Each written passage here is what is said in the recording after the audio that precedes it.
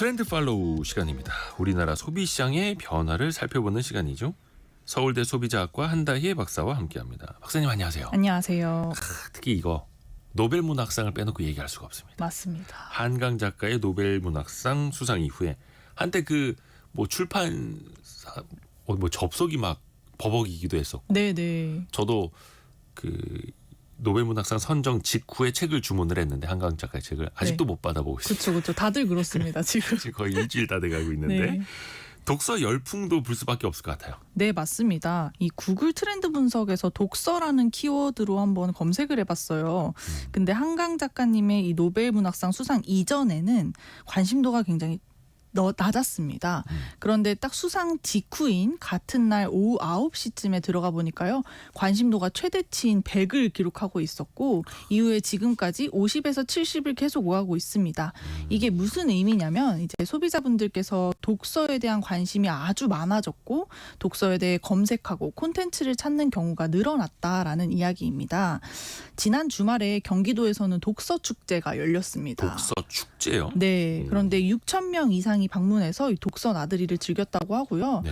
또한 최근에 서울의 이 청계천 일대에서는 야외 도서관이 열렸어요. 요즘 같은 날씨 굉장히 바깥에서 또 책 읽기 좋은 날씨인데 좋으니까. 사람들이 모두 빼곡하게 앉아서 책을 보는 이런 진귀한 풍경도 나타나고 있습니다.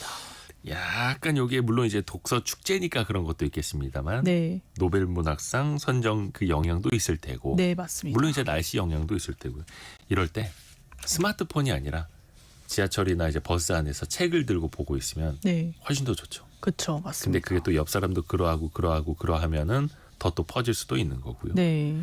책과 관련된 이야기도 그 샵 9730이나 KBS 콩으로 좀 올려주시면 제가 또 읽어드리겠습니다. 다른 책들도 잘 팔리는지 아니면 진짜 한강 작가 책만 사려고 몰리는 건지 이것도 저는 궁금해요. 네. 사실 이 한강 작가님 수상 이전에도요. 2030 세대를 중심으로 독서하는 것이 굉장히 멋있다 하는 움직임들이 불기 시작했어요. 독서가 멋있다고요? 네네. 아, 젊은 세대 사이에서? 네, 맞습니다. 이게 텍스트 힙이라는 현상인데 글자 그대로 활자가 굉장히 멋있어진다라는 의미로 요즘 독서하는 행위를 멋있다라고 평가하는 현상을 일컫는 신조어입니다. 실제로 최근에 국민 독서 실태 조사에 따르면 성인들은 1년간 평균 3.9권의 책을 읽었다고 합니다.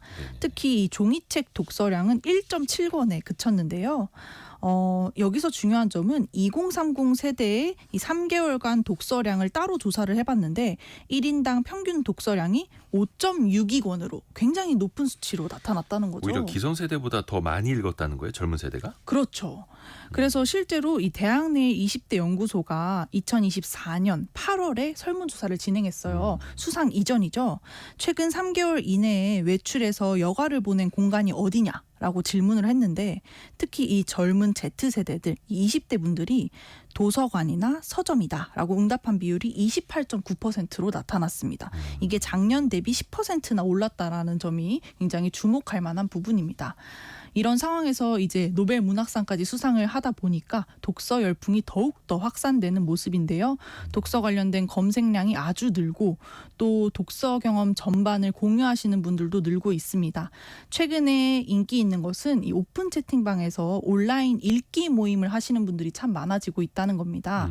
또 요즘에는 이 보이스룸이라고 해서 음성으로 하는 단톡방, 음성으로 하는 채팅방이 인기인데요. 이 방에서 함께 책을 낭독하는 이런 신개념 독서 모임들도 등장을 하고 있습니다. 독서하는 게 멋있어 보이고 네. 텍스트가 힙해 보이고 이게 사실 오히려 많이 안 찾게 돼서 많이 안 보게 되어서 더 찾게 되는 것도 이제는 어느 정도 전환점이 온 것 같네요. 그렇죠. 그리고 모여서 같이 이제 공부도 하게 되고 좋은 트렌드입니다. 네.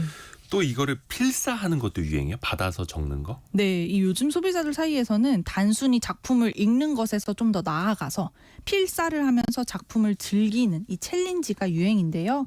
그래서 좋은 문장을 손으로 옮겨 적으면서 그 의미를 느낄 수 있게 하는 책들도 또 인기를 끌고 있습니다. 이는 한때 유행했던 캘리그라피 열풍과는 다소 좀 다른데요. 이 캘리그라피는 멋지게 손글씨를 써서 SNS에 올리는 용도로 좀 인기를 끌었다면 이 필사는 말 그대로 혼자 이 방 안에서 묵묵히 옮겨 적는 일이거든요. 그래서 인상적인 글을 기억하고자 하는 이런 문화에 더 가깝다라고 볼 수 있습니다.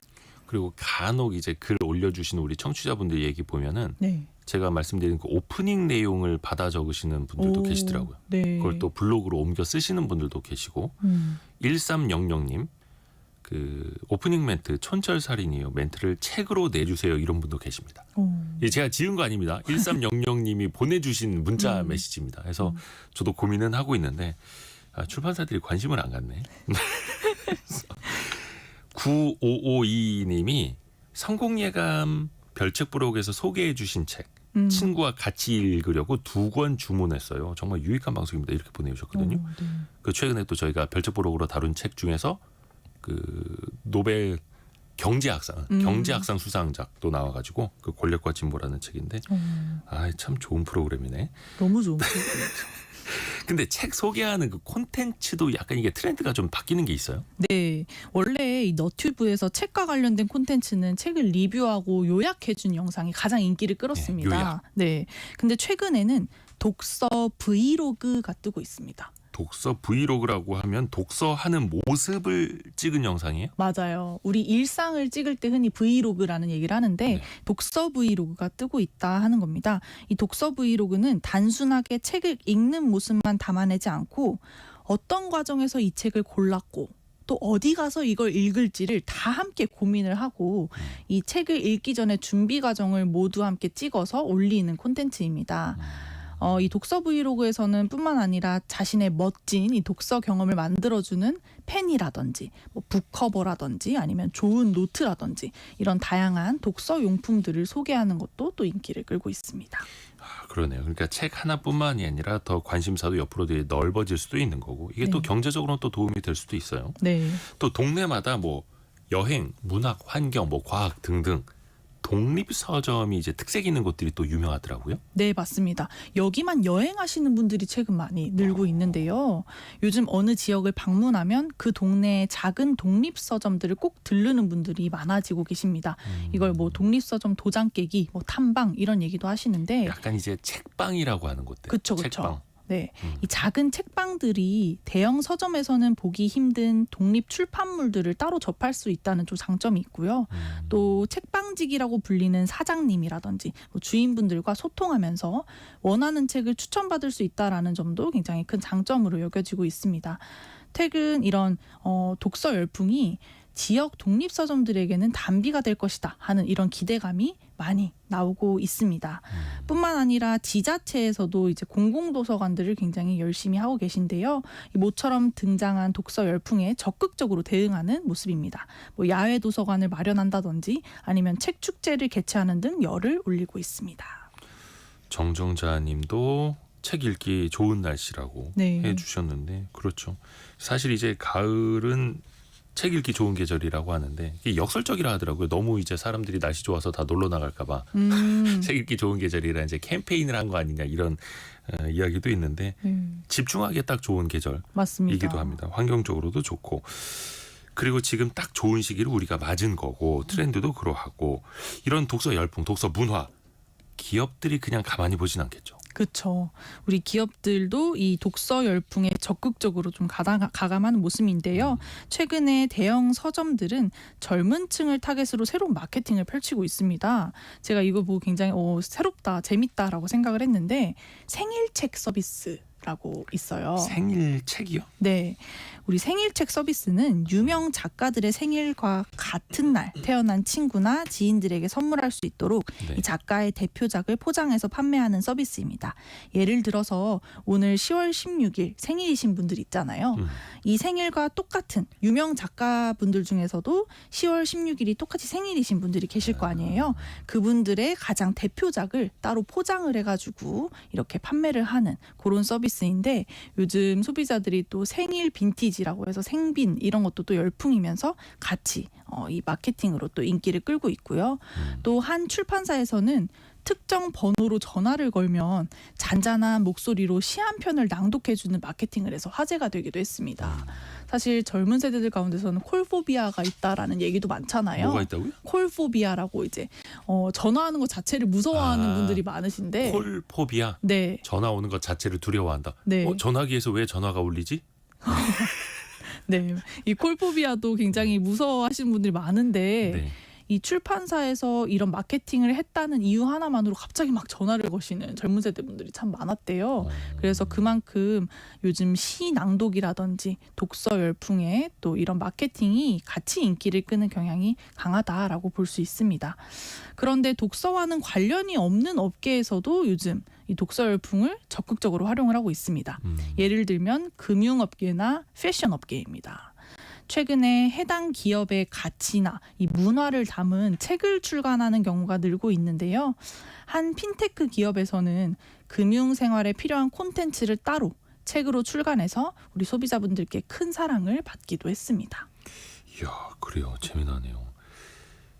근데 이지웅님이 잠이 잘 와요라는 독서의 장점도 하나 알려주셨고요. 그리고 6549님은 초등생 3학년 딸이 처음으로 완독한 하이디를 4년째 필사하고 있습니다. 한 줄이라도 매일 쓰려고 애쓰지만 한 권을 다 쓰려면 아직 머네요. 그렇지만 완필을 목표로 하고 있습니다. 기특하네요. 네. 그리고 1918님은 저희 딸도 독서 동아리에 가입해서 독서 토론을 하는데 딸이 정말 좋아해요. 그러니까 여기 나가서 이제 서로 이제 지식을 서로가 쌓는 거죠. 네. 그러니까 저는 이제 자산에도 뭐 투자에도 복리 효과가 있다고 합니다만 지식에도 복리 효과가 있다고 믿습니다. 맞습니다. 맞습니다. 뭔가 하나를 알게 되면 그 위에 또 새로운 게 얹어지고 계속 쌓여가는 거죠. 이런 열풍이 계속돼야 될 텐데요. 그렇죠? 맞습니다. 이게 그냥 반짝 인기에 끝나서는 안 될 테고요. 네, 맞습니다. 이 부분이 굉장히 중요한 포인트인데요.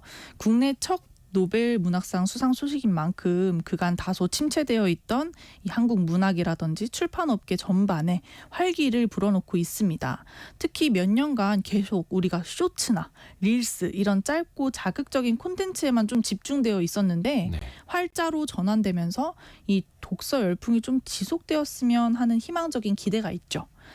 다만 이 전반적인 책 읽기가 지속적으로 인기를 누릴 수 있을 것인가? 라는 이 입장에서는 회의적인 시각도 많습니다.